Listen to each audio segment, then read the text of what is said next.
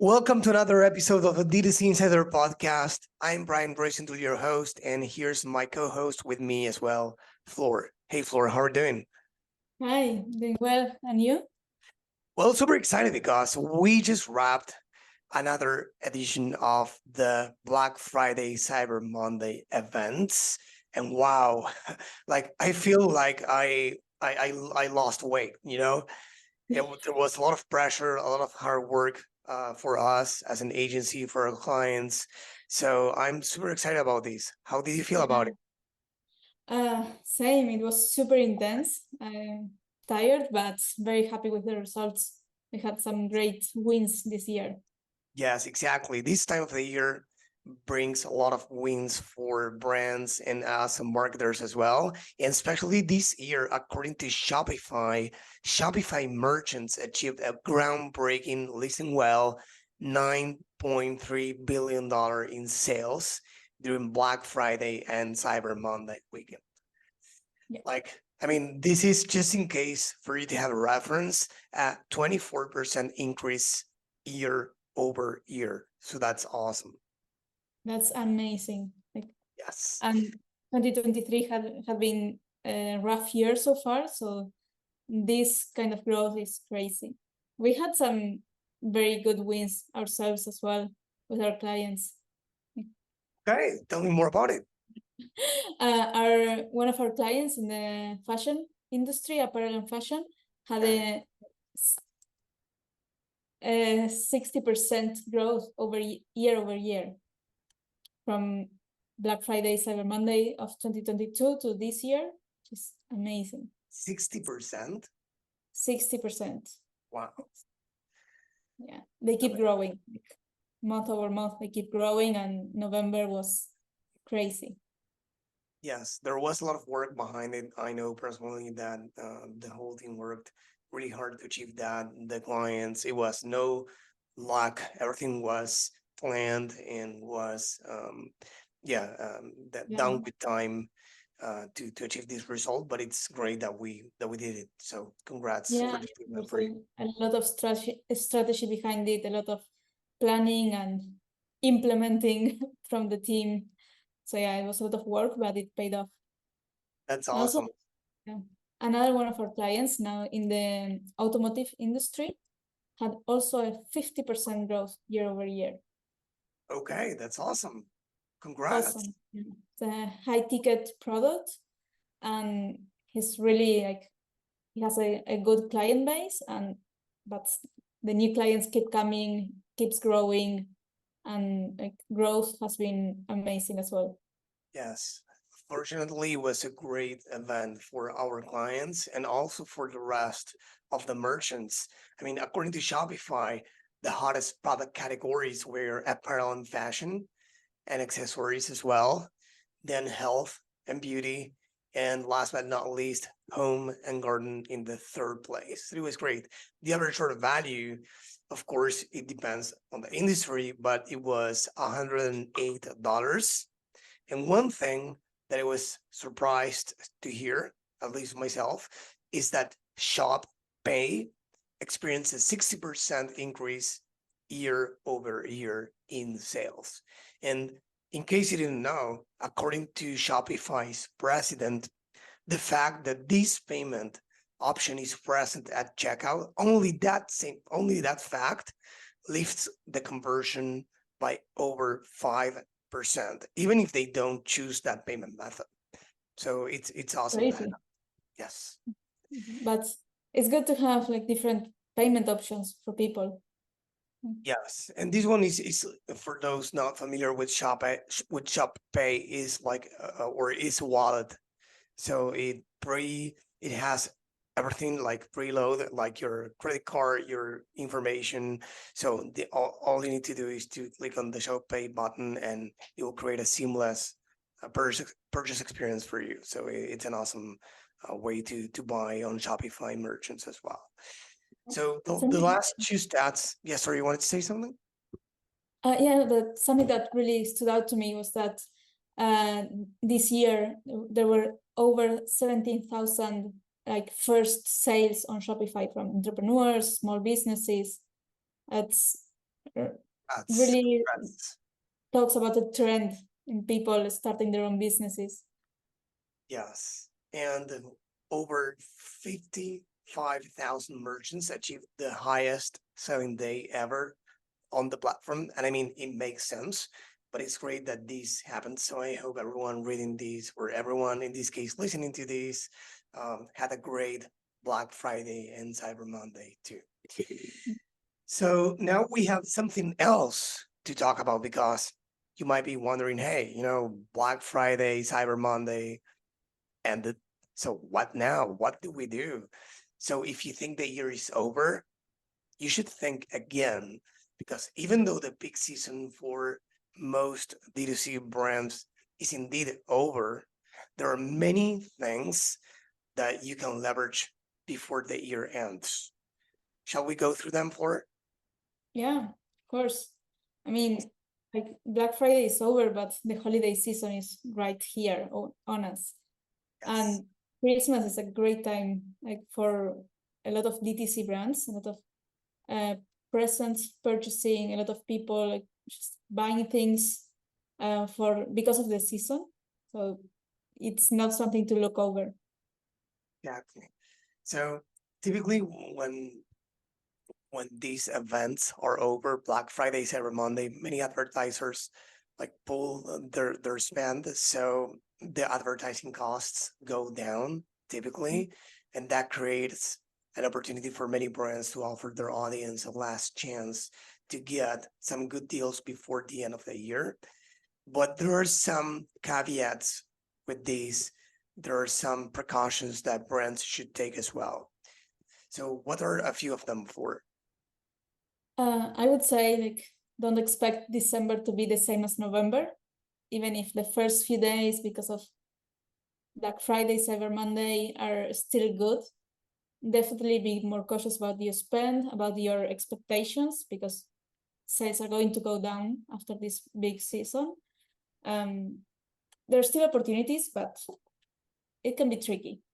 Yes. So unless this is your first year selling online, you have the last year's and previous year's data to analyze the trend of the orders, of the number of orders per month, right? So if you analyze the last Q4 or the last 2 or 3 Q4s, and you see that December is typically lower than November, I know many brands might want to revert that trend, but sometimes it's a matter of the product category or the product type that you sell, right? So even though you want to keep increasing the order volume or keep the same volume of orders as November, sometimes it's just not going to happen because you add more spend on the ads. So I would suggest, as Flor said, to focus on analyzing that and act accordingly. In this case, with the brands we work with, typically reducing the ad spend. Yeah, for sure, for sure. We did have one bad experience one time with a client that wanted to go for more, break the cycle, and just decided with the wrong advice from some other participants that they wanted to spend more on December than they did on November. And it showed that it was not the best decision. Yes. They, And it cost them really high. They yeah. lost the entire Q1 to recover from that. And one more thing I wanted to say is that, again, this depends on what you sell, the product type, etc. But you might want to focus on the first half of December, because December is a month, right? But when we talk about December in advertising for e-commerce, we actually refer to the first half of December. And there are a few reasons for that. One, people are away or with their heads in something else in the second half of December for obvious reasons, right? They travel, they meet with family, etc., and they start celebrating Christmas, New Year's. So they are not in the mood of buying things as they were in the first half. And the second one is that if they are buying things for gifts for Christmas gifts or the holiday gifts, they expect to receive the products before Christmas. And there's a deadline for that. Do you have more or less an estimation of that date? That's super important. Yeah, it's normally the weekend before Christmas. So this year it would be like the 16th of December. But of course, that depends for every client on their shipping options. Everyone needs to find their date specifically. And you can even have a communication around that. Like, it's good to communicate it. It's good to have a message and let your audience know like what is the last day that they can buy and still receive their product before Christmas if they want to gift it. That's a great strategy for this time of the year. And it also depends. This another client of ours, they are also in fashion. They have a great season in the week between Christmas and New Year's, simply because they sell a lot of party dresses or stuff like that, and they have 1-day shipping. So a lot of young people buy clothes for New Year parties or stuff like that. So they can still take advantage of a few days in the last of December, but it's a very close window. Exactly. And then focusing on getting more sales before the year ends is great, but it's as great as planning. I mean, it's as great to plan the next year. And in order to do that, what we recommend and do for every client we work with is analyze what happened in this case in 2023, because this is as good a time as any for analyzing what happened during the year, right? Even though it's not over, it's almost over, right? So what we would suggest looking at is the following. The top and worst for everything I'm going to say is the top and worst selling month, right? Versus 2022 versus 2021, etc., to identify the seasonalities. Then the top and worst selling products or product categories, depending on the complexity of your business and how many products or product categories you have. It's good to analyze following the Pareto concept, the 80-20 principle. It's great to keep in mind the 20% of products or product categories that brought 80% of our revenue, to know what to keep focusing on next year and what to discard or probably put more focus on. What else, Flor? Well, your channels, like which channels are bringing you the most value, either for acquisition or for retention, because you need to judge each effort by their goal, of course. And then your main KPI is the things that you want to achieve, your AOV, your CAC, LTV, like all of these things, depending on your business and your goals. It's a great time to be looking at it, making a balance. Yes. And when analyzing the customer acquisition and retention channels, if you don't have, and even if you do, but let's start with the first one. If you don't have an attribution tool, a tool to actually assess where they get to know you, how each of the channels involved in the buying journey process, in the buying journey, it was involved. That's one thing to understand. But even if you do have an attribution tool, it's important to know how to read it, right? Because some brands might go and look at the last click attribution model, right? And that will cause them to focus only on the last touch, meaning that the last channel the users interacted with before making a purchase will be the one getting the whole credit. And by now, most marketers and brands know that this is not the reality. The people at No Commerce and some other post-purchase surveys actually brought this to light many times, showing that even though these attribution tools show one platform or credit one platform for some purchases, people actually got to know the brand through some other platform, or it was word of mouth or some other channel that cannot be easily tracked as connected TV, for example.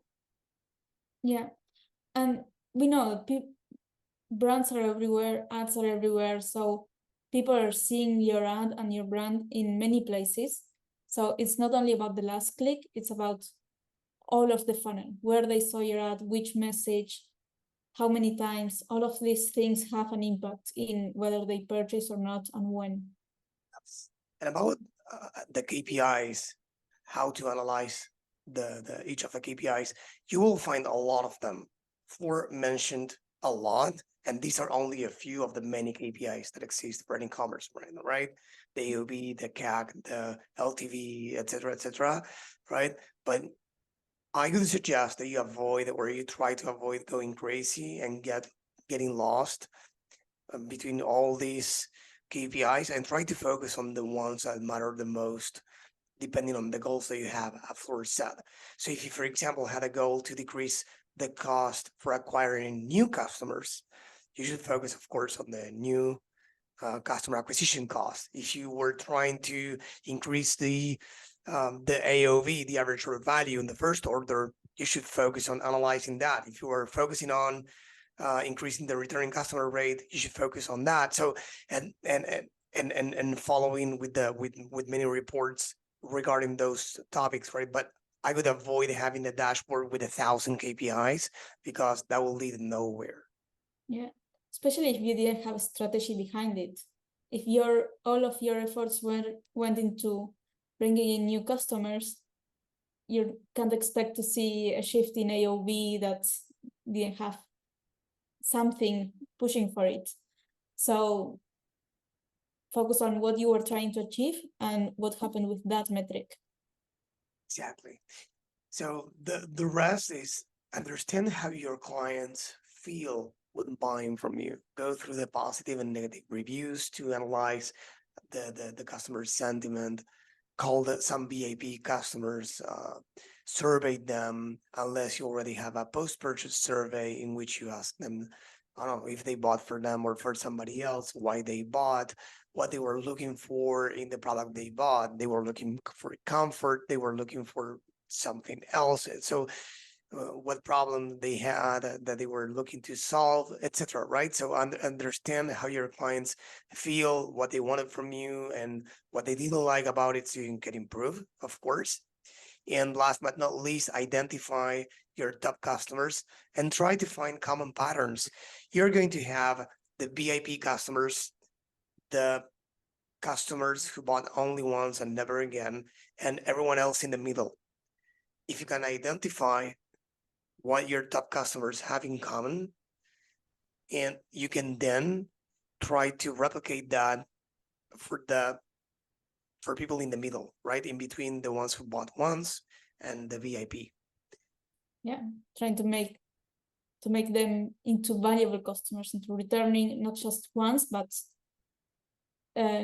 constantly returning customers. Exactly. That will lead to analyzing what they say in the reviews. You can actually call them and ask them a few questions. You can analyze what they say in some post-purchase surveys if you have one. You can analyze what they bought, how often they buy, why you consider them VIPs, right? You need to draw a line at some point and say, hey, everyone, if the average person buys 3 times a year, these people bought 6 times a year, right? Okay, let's take a look. If the average person spends $300 a year, they spend $1,000 a year. Okay, let's take a look at this group, right? So you always want to identify those patterns. And again, if you need to call them, do so. Many successful brands we have interviewed here on this podcast do it. The CEOs many times are the one calling them, and you listen to well. The CEOs many times are the ones, or the founders, calling these people to thank them first, sometimes sending them a gift, and third, to learn, because you want more of those people, right? And you can do the same for the other 2 segments as well. Why not? Understand why people buy once and never again. Again, same process. Go through the reviews, post-purchase survey, try to send them some emails, try to call a few of them to analyze common patterns and turn them into the mid segment, the segment in the middle, right? Or try to avoid making those mistakes, if any, so more people avoid entering in those in that segment. Make sense? Yeah, absolutely. Absolutely. Awesome. And then what's next, Flor? We analyzed 2023. What's next? Well, we're always planning ahead. So of course we're already looking into Q1 of 2024. It's Okay. yeah, we need to get started right away if you haven't.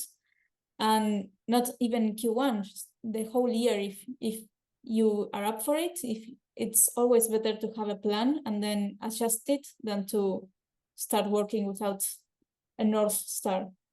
Many times for marketers and for brands, I think for everyone in every discipline in life, it's tough to start like to start off with a blank page. You don't know where to start, what to start forecasting for the future. So do you have any suggestions for this? Yeah, I think the best way to go about it is ask some questions to yourself, to your client if you're an agency, to your boss if you're a marketer. But you need to ask the right questions to get very specific answers and to be able to go from there. So there are a million things that you can focus on, but first of all, what are your goals? What is the main thing that you want to achieve for your brand, for your business? What happened last year and what do you want to achieve this year? And please, let's avoid the following answer. I want to sell more. Let's Yeah. be specific because we get that answer. We do quarterly plans with our clients always, and with the clients that are not used to that exercise, they always answer the same thing, right? It's like it's like a Yeah. predefined answer. I want to grow the business. I want to sell more. Of course you do, but what specific goals you have for that, right? Because a goal is not a desire. The difference between a goal and a desire is that the goal is specific. I want to achieve X by X date. I want to achieve this outcome by this date. And this outcome is specific. I want to reach $2 million in sales by the end of Q1. That could be a specific goal. Then, of course, we will need to ask many more questions to ourselves, to our team, to our client, to actually understand how we are going to achieve that. Yeah. But be specific. And it needs to be measurable. You need to be able to measure it. If you're specific, but you can measure it, then you're not going to know whether you're close to it or not. Exactly. And then once you have your goal in mind, you can keep going. Like, how am I going to achieve it? If you want to sell more or you want to sell like 2 million, of what? Which products were the best sellers of 2023? Were there any products that people didn't like or didn't buy and you should discontinue? Like all of your product mix. You can take the time and analyze that to know what do you have to keep doing, what do you have to keep producing or creating, and what is not working anymore. Exactly. Then, So, yes, so sorry, go ahead. then you can go on looking at your bottlenecks. What's preventing your business from growing? Do you have enough people working? Do you have enough products, enough marketing? Is there any other blocker that you have that is preventing you from achieving your goals?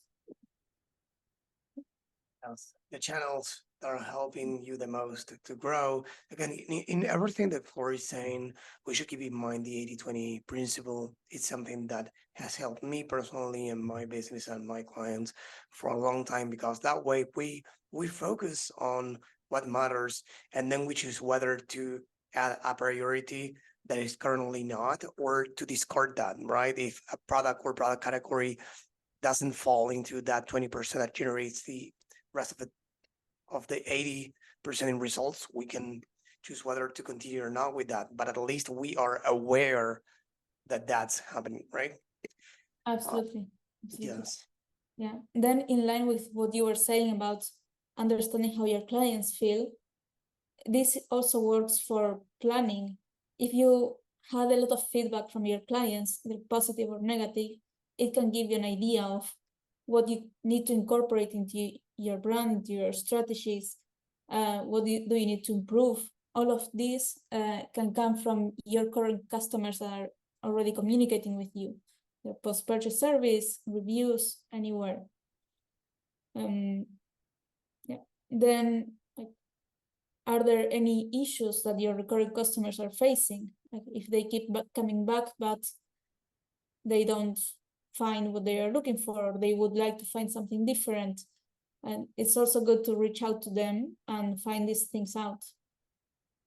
Exactly. So, what else? I mean, this list is endless. Yeah. The So many things. questions, yeah, or the specific questions will be the ones that matter to you the most and to your business or to your client if you're an agency, right?